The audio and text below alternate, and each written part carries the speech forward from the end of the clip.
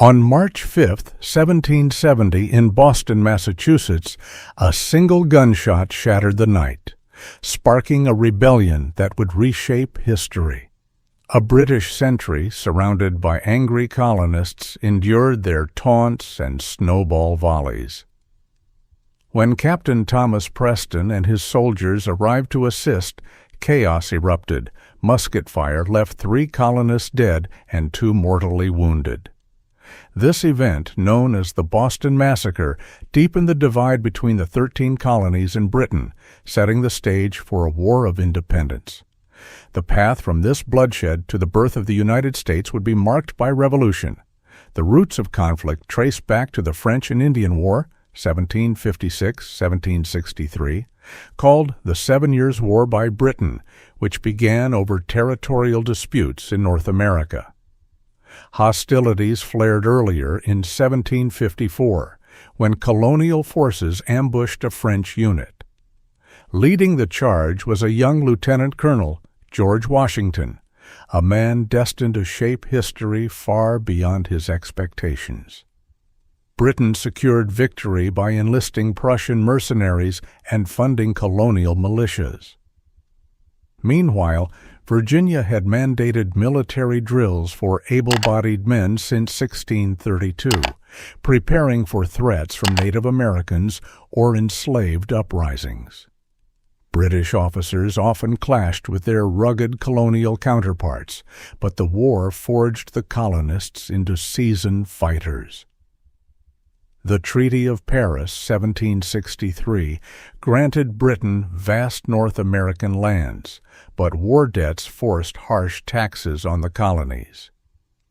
The 1765 Stamp Act imposed fees on legal documents, even playing cards, with violators tried without juries.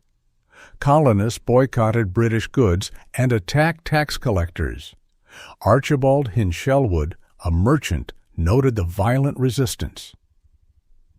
The mob in Boston has turned fiercely against Stamp Act enforcers, burning effigies and threatening officials. Asterisk unmoved, Britain passed the Townshend Acts, 1767, taxing glass, paint, tea, and lead. Colonial boycotts slashed British imports by half, yet taxes persisted. Then came the Boston Massacre. Captain Preston and his men faced trial. Preston was acquitted, while 6 of 8 soldiers avoided conviction. 2 were branded for manslaughter after evidence proved they fired into the crowd.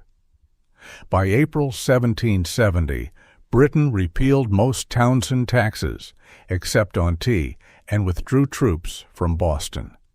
The truce was fleeting. Colonists boycotted British tea, smuggling Dutch alternatives instead. By 1773, the East India Company teetered near collapse, strained by the boycott and its £400,000 annual payments to the Crown. The Tea Act let the company sell directly to the colonies, with the tax intact. Patriots like Samuel Adams and the Sons of Liberty pressured merchants to reject the tea.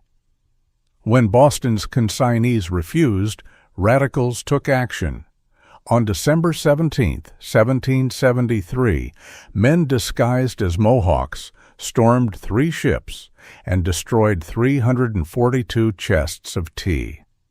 Britain's response was swift.